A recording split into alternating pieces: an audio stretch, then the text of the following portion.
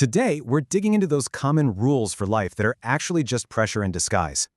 So, let's get right to it. Some of these life lessons we hear, they aren't lessons at all.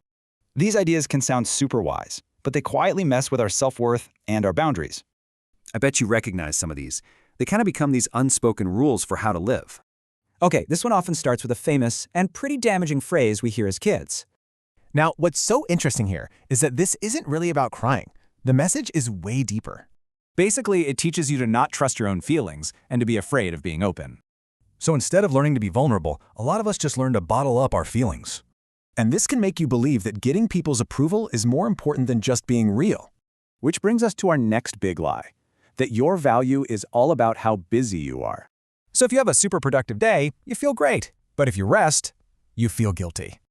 And this just shows the huge conflict between what people praise and what actually feels good inside. This whole mindset turns us into machines that feel like we've never ever done enough.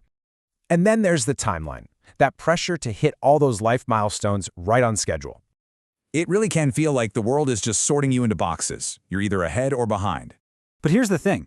You can follow that timeline perfectly and still feel totally empty, you know?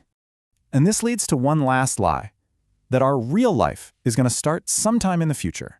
But life can't just exist later. It's got to be happening right now. Okay, let's do a real quick tour of some of the key English phrases we've talked about.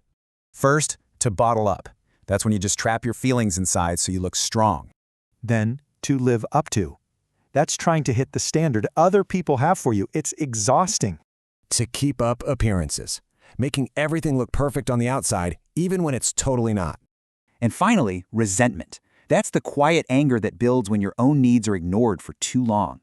So what's the takeaway here? Well, just noticing these pressures is a really powerful first step.